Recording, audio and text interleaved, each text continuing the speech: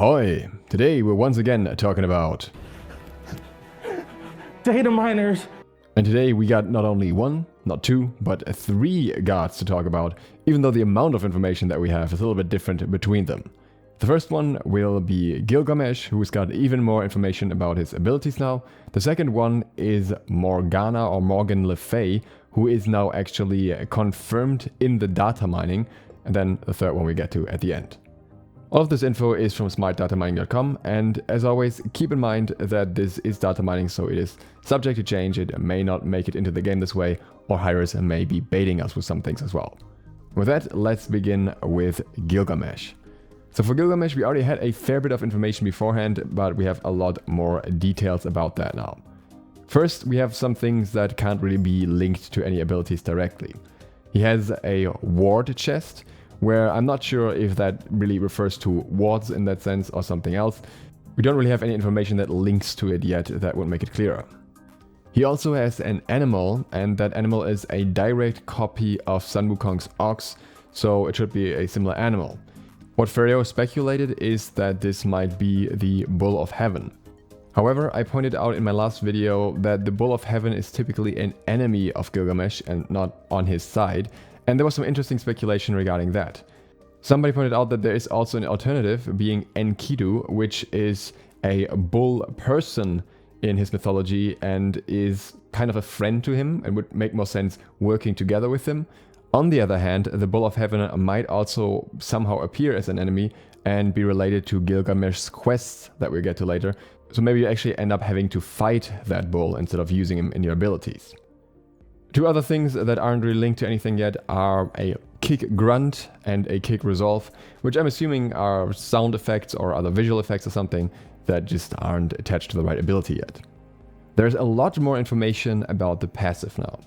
So Gilgamesh has 2 quests for his passive.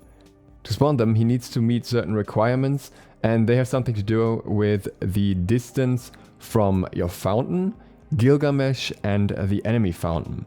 So it could be that an object spawns on the map somewhere as long as you are far enough away from yours and the enemy fountain, and the object spawns at a certain distance from you as well, so you can't find it too easily. The quest seems to start when Gilgamesh deploys the quest deployable, so maybe he has an item or an ability that links to these quests to activate them. The first quest has a radius of 15 units of search for a potential deployable placement. The note that Ferreo wrote here is that he's not sure if this means you will have to search for places on the map to deploy something. And you get 30 maximum attempts to do that. If you complete this quest, there is a 500 gold reward. The second quest, however, is based on kills. There's a 12-second timer between kills allowed for quest 2. You need to kill half of the team to complete the quest, so either 2 or 3 kills. And the gold reward here is also 500 gold. This quest sounds a little bit odd to me. I'm not really sure if it's actually how it sounds here. I'm not sure if this actually means you have to get a double kill within 12 seconds to get 500 gold. I could imagine that this 12-second timer might also be the opposite. It means that you have to have at least 12 seconds between those 2 kills, so a double kill can't fulfill the quest easily, but I'm not sure. Especially the first quest sounds interesting because it seems like you have to find something on the map and then you have to apparently guess even where it is, and if you fail too many times you won't get it. So I don't know if this is some Easter egg hunt going on in the middle of the game or something else, because it does seem a little bit odd that you'd run around the map just trying to find something just to get extra gold. It also does seem a little bit odd to me that both of these come with a gold reward, and I'm wondering if that's maybe just a filler.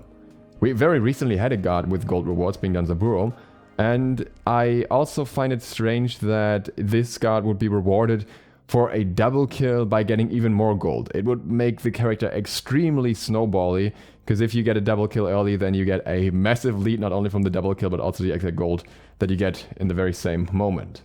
Maybe the first quest restricts the second quest and you can only get the double kill quest once you have found the treasure, and maybe you can't find the treasure all too early in the game or something. I'm not sure. But either way, it sounds like an interesting mechanic, but I wonder how much depth is going into it. I would rather see something that enhances his abilities or similar. There's no further info about his basic attack, but since he is very likely a warrior based on the information that we have from other sources already, I would think that he will just have a melee basic attack, maybe with a cleave or not. But his first ability, we know that it's a burst hit with a stim, a ground target type, an area of damage explosion, and some sort of bonus. There's no new information here, so it's really hard to speculate about this part. When it comes to his second ability, we have a lot of new information. This ability triggers a gravity modifier of 2.5F. There is no further clarification on how this works. Pharaoh thinks this may be an attractor of people. This ability can be triggered and it's a ground type. It works with his passive, giving Gilgamesh reduction % per hit up to 0.5, so I'm assuming this is some sort of damage reduction. And there is a maximum of 55 units. Ferreira wrote, it seems to spawn 2 objects that tween. I'm assuming that this means it seems to spawn 2 objects between that. When I said that there's a gravity modifier here, some people in the comments said it could be that he's just affected by knock-ups and things like that shorter. This could technically be the case, but I want to say at this point that I think that's very unlikely. And this is because crowd control reduction doesn't affect certain types of crowd control for a reason, unfortunately. Certain animations, effects and combos would really be messed with if this was the case, and sometimes these are things that you don't even immediately consider. So for example, grabs, if they would be interrupted, would end up being very, very weird. Imagine a Sylvanas pull that only pulls the target 1/3 of the distance, or think of an Ares pull that does the same thing.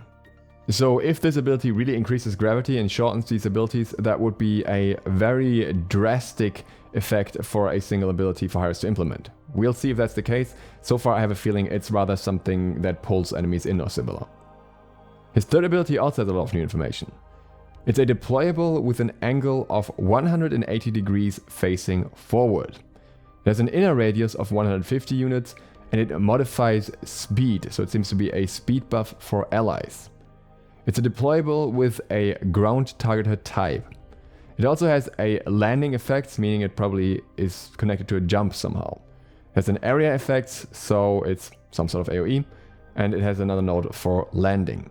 To me, this seems like some sort of rallying ability, either through a flag or something, or through Gilgamesh himself leaping forward and then encouraging his allies to fight with him, increasing their speed in order for them to engage as well. If it's a leap, then the question is how easy this will actually be for allies to utilize, since they will often probably be behind him rather than in front of him, assuming he's a soul lane warrior. We also have more information about his ultimate. It is a ground target type. The collision radius of the inner circle is 25 units, and it has an AoE warm-up with a stun. It also already had nodes for a hit tick FX, knockback, root, slow, warm-up FX, and wind wall. So basically this ability has half of the CCs in the game.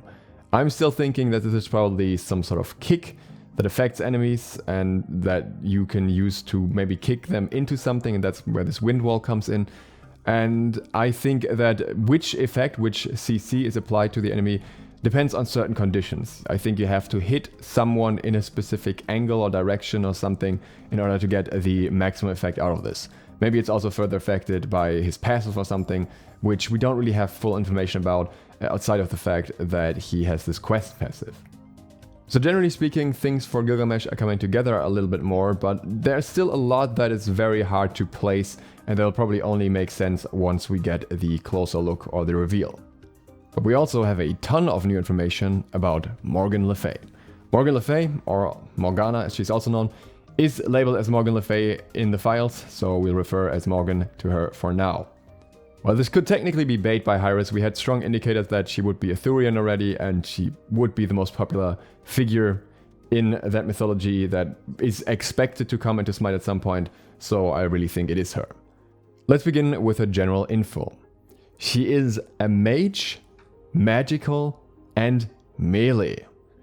But we'll get to that again in a bit because there are other things that kind of contradict that. She has area damage and medium crowd control. There is a dragon which works as a deployable and is therefore likely linked to her first or second ability.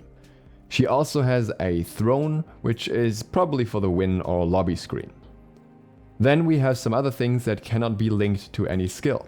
She has a magic shot projectile and she has marks. We have no information about her passive yet, but we know something about her basic attack. And that is that her basic attack is a hand projectile. And that again is weird considering I just said that she is a melee goddess. So what do we make of that? Well, if we're looking at the recent god releases, then we can see that the next god that we'd be due for after Gilgamesh, if he's a warrior, would be a guardian. But at the same time, it's not unheard of at all for Hi-Rez to release multiple mages in a row. They've done that quite often, or multiple mages close to each other. So it could be that she's also just a very non-traditional mage. What I could also imagine is that she utilizes something like Freya, where she uses both melee attacks and ranged attacks and is basically stronger when ranged attacks are available for her. Though so far I don't get the impression that she is a magical ADC. I don't think it would really fit her theme either. Generally, I would have said the most likely case is a guardian, but at the same time she already has a node for mage, so that makes it a little bit confusing and it still could be either or. Her first ability has some new information. It has a deployable, there is a warm-up time and then an explosion of a sigil, and there is a sword that has a radius of 12.5. This ability is split into 3 parts, A, B and C. So there's a lot going on in this ability, but we don't really know what it does. We don't really know if it's more of a CC ability or a damaging ability, just that it has a variety of different effects, and maybe you can choose one of the effects as well and influence the game in different ways, since that's how she was kind of described in the trailer, that she's kind of a tactician. For her second ability, we only know that it's a deployable with a deploy mesh. Again, she has that node that she is a dragon that she can deploy somehow, so maybe this is that dragon. Her third ability has a debuff. Each basic attack extends the duration of the debuff by 1 second. It works with the passive. It also has a buff with an area of effects. Now this is really interesting, since it relies on basic attacks, which means if she was actually a melee mage, this would be really hard for her to apply. So we don't know how exactly that works together. This could, again, also maybe hint at a magical ADC, but I think it's relatively unlikely, since we don't have anything else linking towards it. But it does sound interesting once again, and it makes it really confusing what's going to happen with her. When it comes to the ultimate, we also have a ton of information. The ultimate works as a projectile shot with up to 3 shots during 6 seconds of time. After that 6 seconds, the player will be kicked out of the ability. The projectile also has 5 stages, where it increases in size from 1.5 to 3.5 in scale. It is based on marks, with each step increasing it from 1 to 5 marks. So this might be related to the passive somehow. It has a max ammo of 3 and a max duration of 6 again, and the scale goes from 1.5 to 2.0, 2.5, 3.0 to 3.5. And the marks are just called 1, 2, 3, 4 and 5. What's interesting about her kit in general is that there seems to be relatively little mention of CC, especially the ultimate sounds mostly like a damaging ability. That would be relatively unusual for a Guardian once again, since typically on Guardians you want to have a lot of lockdown and control. I don't know if she will offer that, and that again points me more towards a mage, but then again the fact that she requires basic attacks points me away from it, so at this point I really don't want to place any bets on what she will become, since both is really possible. Technically she could even be a magical assassin, since her trailer mentions the war of the mind and illusions, but I feel that is relatively unlikely comparatively. And that brings us to god number 116.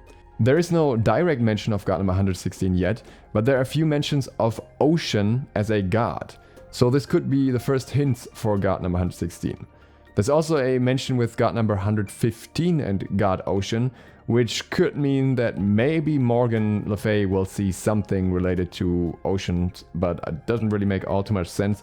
So I think overall some connection to the next god after is much more likely, since, based on the speculation we have so far, this is likely Charybdis.